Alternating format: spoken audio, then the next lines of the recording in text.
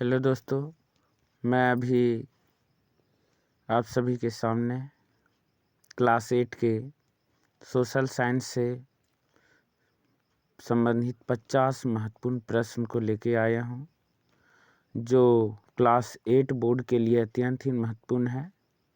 साथ ही यह आने वाले अन्य कॉम्पिटिटिव एग्ज़ाम जैसे रेलवे, एसएससी, जेपीएससी, जेएसएससी के लिए भी महत्वपूर्ण है। आइए देखें पहला प्रश्न है,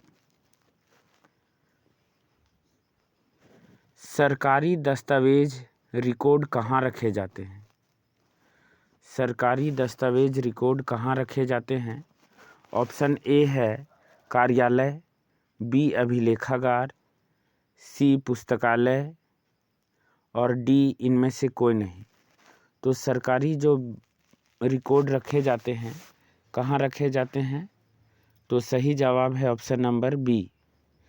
यह कहाँ रखे जाते हैं? यह अभिलेखागार में रखे जाते हैं। अगला प्रश्न है,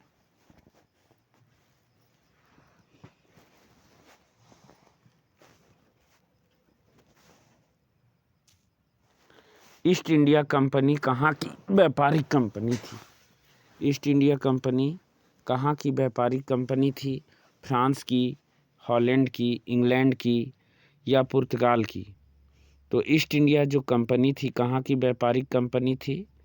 सही जवाब है ऑप्शन नंबर सी, इंग्लैंड की। ईस्ट इंडिया कंपनी कहाँ की कंपनी थी? इंग्लैंड की। तीसरा प्रश्न है, कंपनी को बंगाल की दीवानी मुगल बादशाह से कब प्राप्त हुई? ए 12 अगस्त 1765, बी 10 मार्च 1760, सी 12 अगस्त 1556 और डी 15 मई 1750। सही जवाब क्या होगा? सही जवाब होगा ऑप्शन नंबर ए, यानी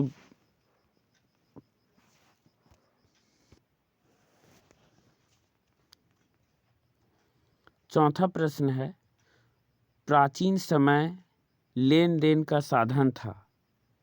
प्राचीन समय में लेन देन का साधन क्या था? ए वस्तु विनिमय प्रणाली, बी सोने का सिक्का, सी मुद्रा और डी इनमें से कोई नहीं। तो 4 का सही जवाब होगा ऑप्शन नंबर ए, वस्तु विनिमय प्रणाली।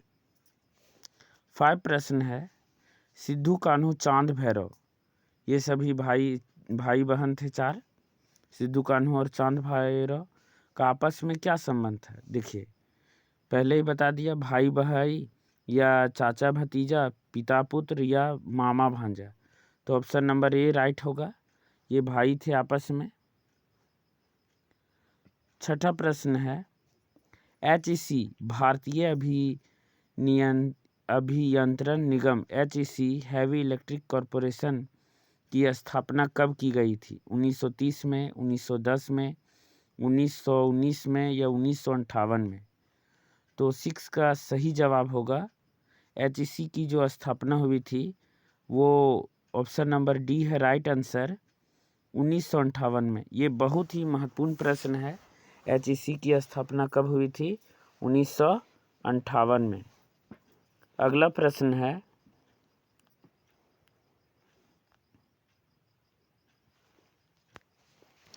प्रश्न संख्या 7, 1857 के विद्रोह को और किस नाम से जाना जाता है? राष्ट्रीय आंदोलन, सिपाही विद्रोह, स्वतंत्रता संघर्ष या बस्तर? तो सही जवाब होगा ऑप्शन नंबर 2, 1857 के विद्रोह को सिपाही विद्रोह के नाम से भी जाना जाता है। 8वां प्रश्न है, कलकत्ता में मदरसा की स्थापना किसने किया था? कलकत्ता में मदरसा की स्थापना किसने किया था? लॉर्ड डलहौजी ने, डब्ल्यू इंटर ने, वॉरेन हेस्टिंग्स ने, विलियम जोन्स ने? तो 8 का सही जवाब क्या होगा? सही जवाब होगा option number C, Warren Hastings ने। कलकत्ता के मदरसा की स्थापना किसने किया था? वॉरेन हेस्टिंग्स ने। किसने दिए की रोशनी में पढ़ना लिखना सीखा? रास बिहारी देवी, राम सुंदरी देवी, महादेवी वर्मा, वर्मा होगा, और रास सुंदरी देवी। तो सही जवाब क्या होगा 9 का? तो सही जवाब होगा ऑप्शन नंबर डी, रास सुंदरी देवी ने दिए की रोशनी से पढ़ना लिखना सीखा। अगला प्रश्न है, वर्ण व्यवस्था आधारित था कर्म पर, जन्म पर, क्षेत्र पर, या इनमें से कोई नहीं? तो 10 का सही जवाब होगा वर्ण व्यवस्था आधारित था कर्म के आधार पर। Option number A is right answer. 11 number प्रश्न है, बंगाल विभाजन के समय वायसराय था कौन था? Lord Ripon, Lord Curzon, Lord Canning, या इनमें से कोई नहीं? तो जब बंगाल का विभाजन हुआ था उस समय गवर्नर कौन था? Lord Curzon. Option number 2 is right answer.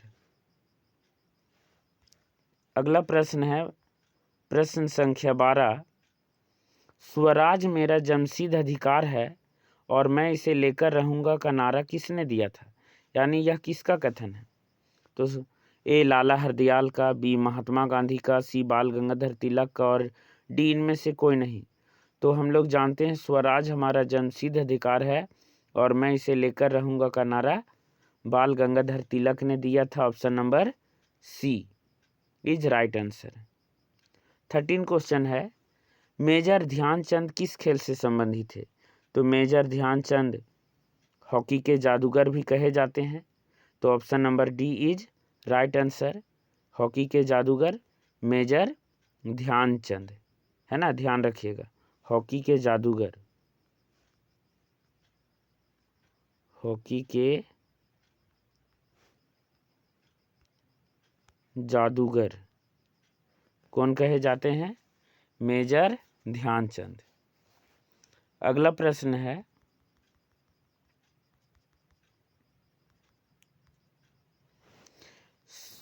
Fourteen number, सिल्वानोस Dungdung किस ओलंपिक में भारतीय हॉकी टीम में शामिल थे?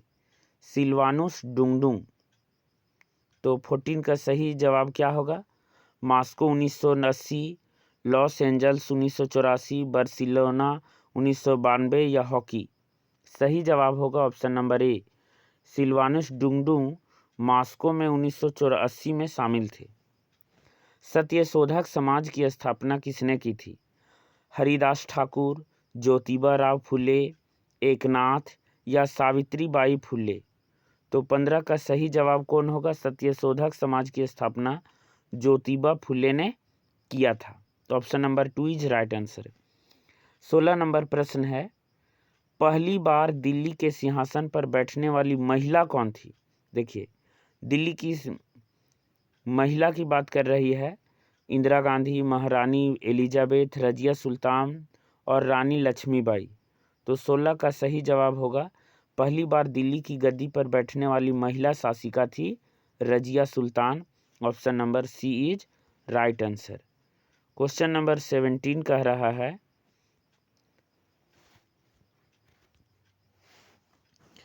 प्रश्न संख्या 17 है, रांची जिला स्कूल की स्थापना कब हुई थी?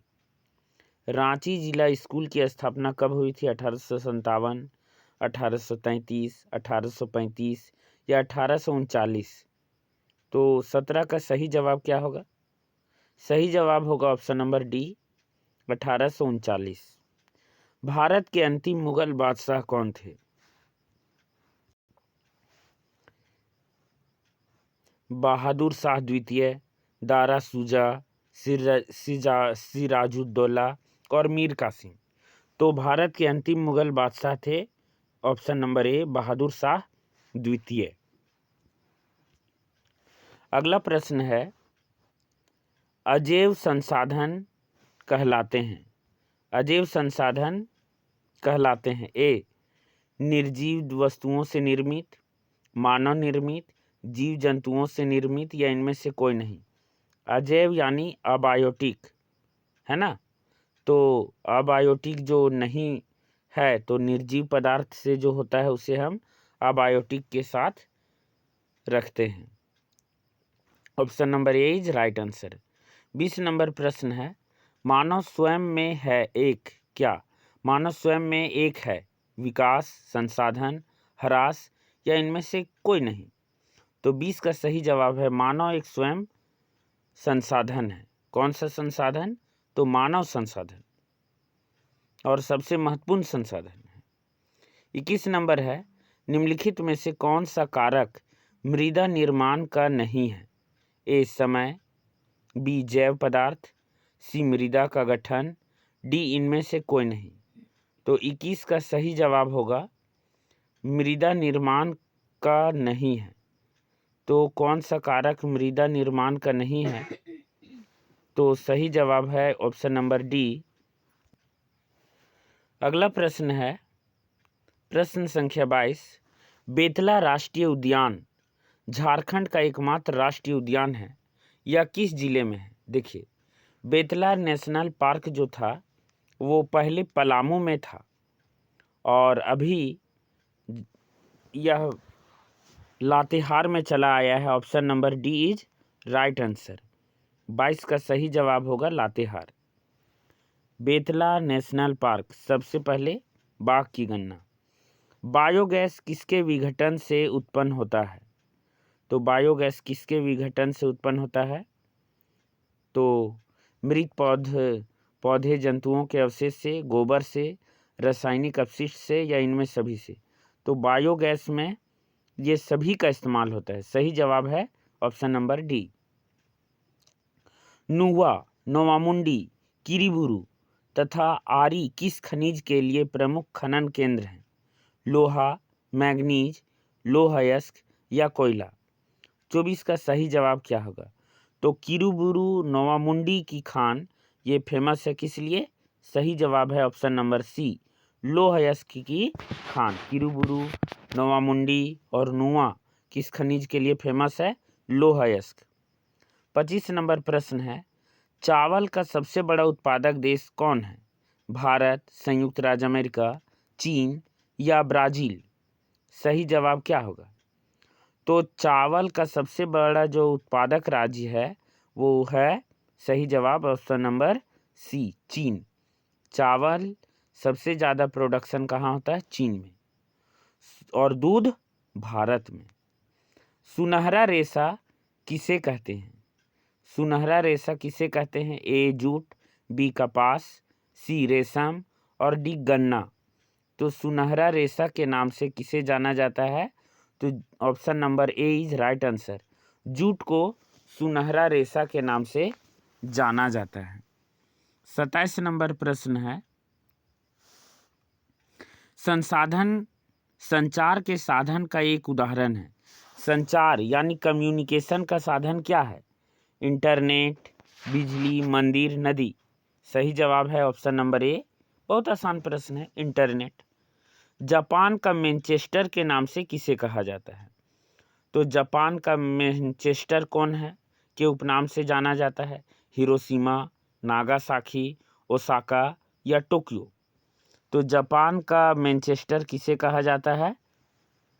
सही जवाब होगा option number C, Osaka. Japan का मैनचेस्टर के नाम से किसे जाना जाता है?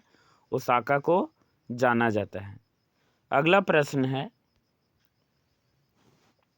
29 नंबर, किस उद्योग को आधारभूत उद्योग कहा जाता है? सूती वस्त्र उद्योग, लौह इस्पात उद्योग, कागज उद्योग या इनमें से कोई नहीं। तो किस उद्योग को आधारभूत उद्योग कहा जाता है?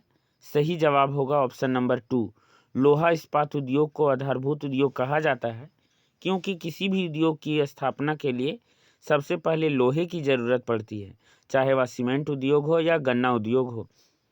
अगला प्रश्न है 30 नंबर, विश्व की कुल जनसंख्या का लगभग 75% लोग रहते हैं, कहाँ रहते हैं?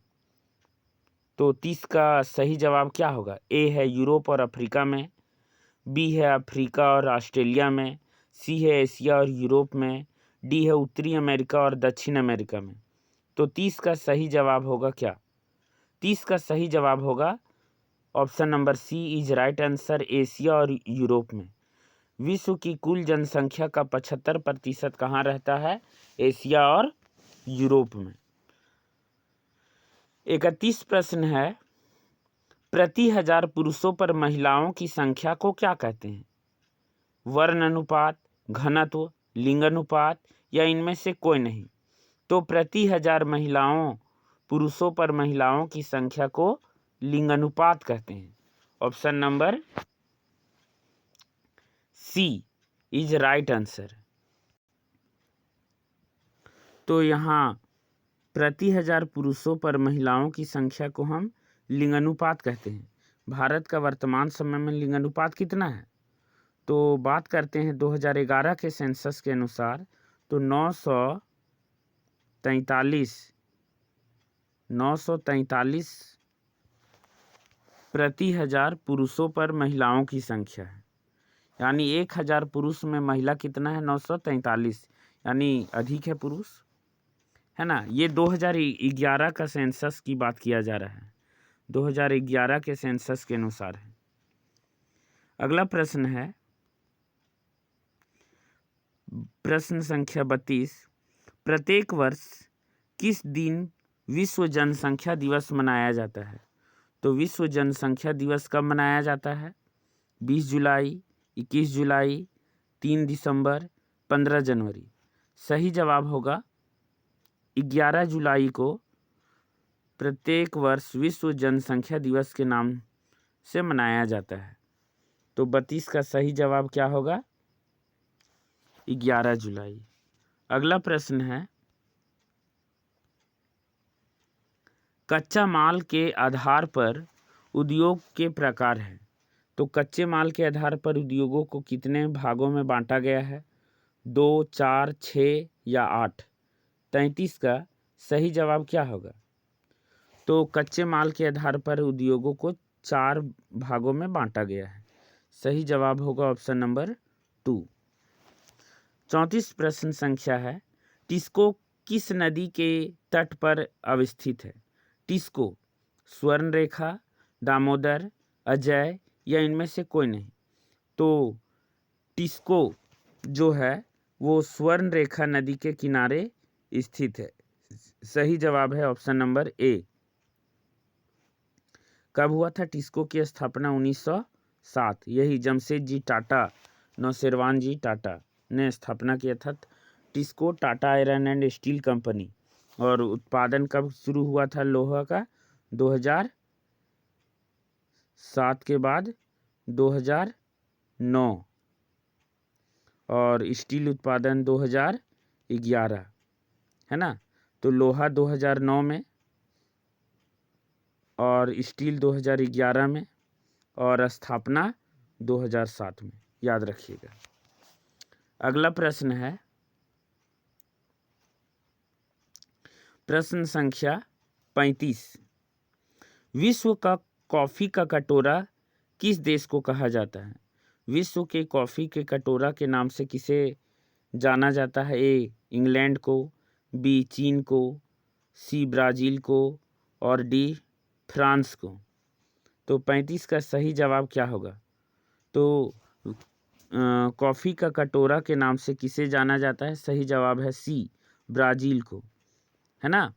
कॉफ़ी के कटोरा के नाम से ब्राज़ील को जाना जाता है। और चावल का कटोरा क्यूबा को कहा जाता है, ध्यान रखिएगा। चावल का कटोरा क्यूबा और कॉफ़ी का कटोरा ब्राज़ील। 36 नंबर, किस खनिज को काला सोना कहा जाता है? मैग्नीज, पेट्रोलियम, सोना या कोयला? तो काला सोना के नाम से किसे जाना जाता है? तो कोयला को काला सोना के नाम से जाना जाता है। सही जवाब होगा डी। पेट्रोलियम को तरल सोना कहा जाता है, जबकि कोयला को काला सोना कहा जाता है, ध्यान रखिएगा। काला सोना कोयला और तरल सोना पेट्रोलियम। 37 नंबर, भारत के संविधान द्वारा कितने मौलिक कर्तव्य प्रदत्त है? यानी मौलिक कर्तव्यों की संख्या वर्तमान समय में कितनी है? 10, 8, 7 या 11? मौलिक कर्तव्य की बात किया जा रहा है, ना कि मौलिक अधिकार की संख्या। मौलिक अधिकार की संख्या तो मेरा 7 है ना, लेकिन कर्तव्य की संख्या 11 है। तो option number D is right answer. Bharat का संविधान कब लागू हुआ था? 26 जनवरी 1950, 26 जनवरी 1949, 15 अगस्त 1947 या 26 जनवरी 1947? तो 38 का सही जवाब क्या होगा? तो भारत का संविधान 26 जनवरी 1950 को लागू हुआ था, है ना। 26 जनवरी 1950 को बना तो 1949 में ही था, लेकिन एक साल बाद लागू हुआ 1950 में। 39 नंबर है प्रश्न संख्या, भारत के प्रथम राष्ट्रपति कौन थे?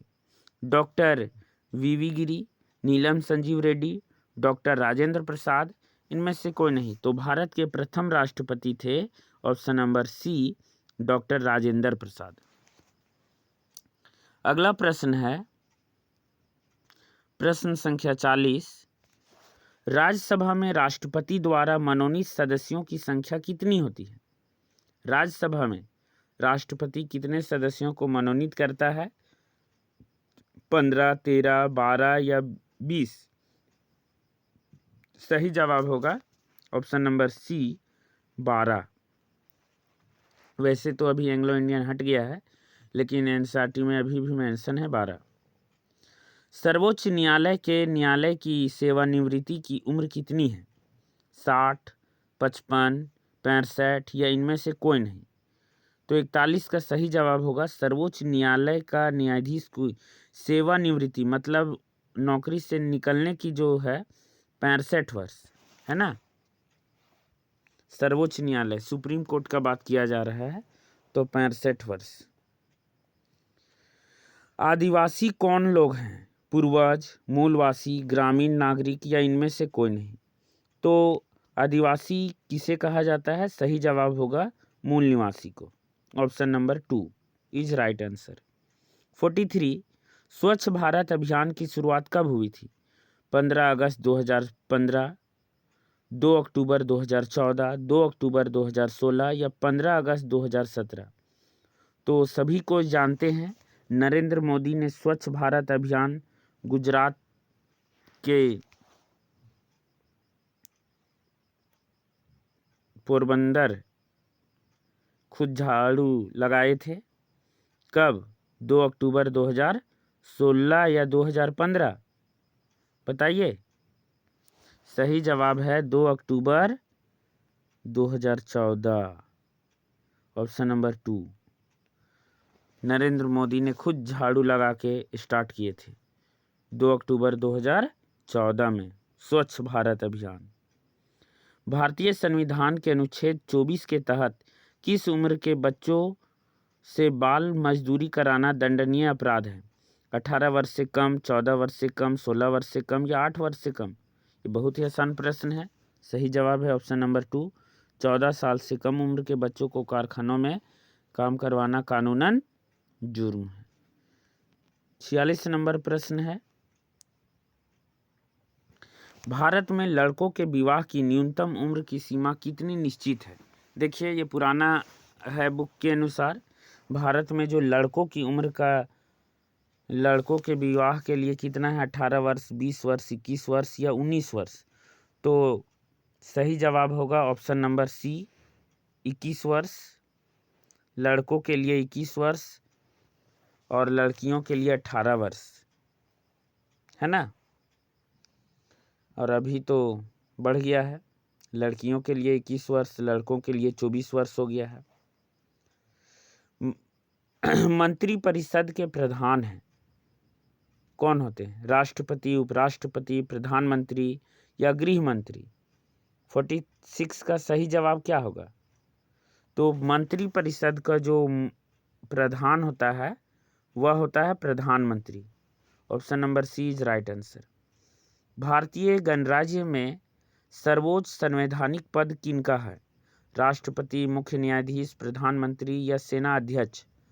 तो सर्वोच्च जो होता है सर्वे सर्वा, जो थल सेना, वायुसेना, नौसेना, तीनों का कमांडर जो सबसे है भारत का पहला नागरिक राष्ट्रपति। Option number A is right answer. 48 प्रश्न है।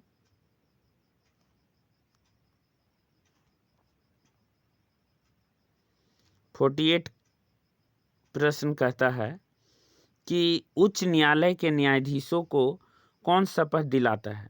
मुख्य न्यायाधीश, राज्यपाल, मुख्यमंत्री या राष्ट्रपति?